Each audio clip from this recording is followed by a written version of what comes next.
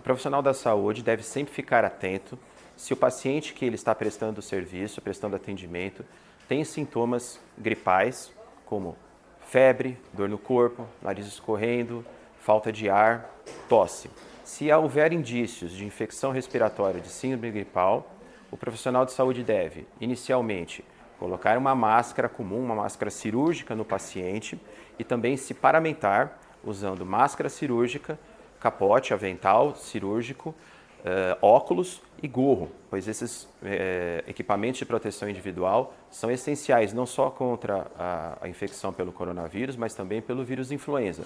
Isso deveria ser feito mesmo antes da pandemia do coronavírus.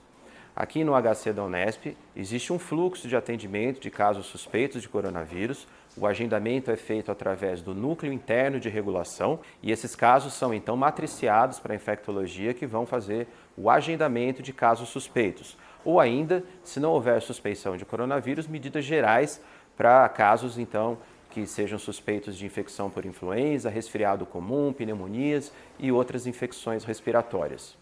Talvez mais importante que a pandemia do coronavírus, nós temos a pandemia de bactérias multiresistentes. Portanto, o tema de lavagem das mãos, de cuidado então com a asepsia das mãos, é algo que deve ser ainda mais reforçado nessa época de pandemia do coronavírus. Todos os profissionais sabem que uma limpeza efetiva das mãos com água e sabão deve ser feita por pelo menos 20 segundos, com toda a técnica recomendada, e no caso, então, de não sujidade das mãos, o uso do álcool gel. Lembrando, então, que também não se deve tocar face, não se deve tocar nariz, olhos, para evitar a transmissão por contato, que também é bastante eficiente na transmissão do coronavírus. O momento ideal para início do uso dos EPIs, em caso suspeito de coronavírus, é quando essa suspeita é feita.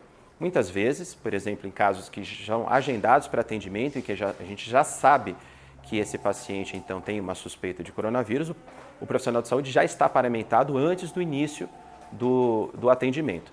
Agora, muitas vezes, por livre demanda ou por qualquer outra porta, o paciente vai chegar, infelizmente, sem máscara e contando esses sintomas, então imediatamente o profissional de saúde então deve colocar a máscara cirúrgica no paciente e, na sequência, se paramentar adequadamente.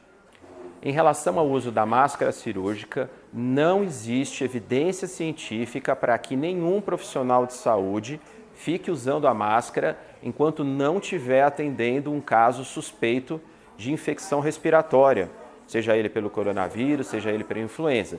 O uso da máscara deve ser feito somente no atendimento de casos suspeitos de coronavírus, influenza, tuberculose ou outras infecções por transmissão respiratória.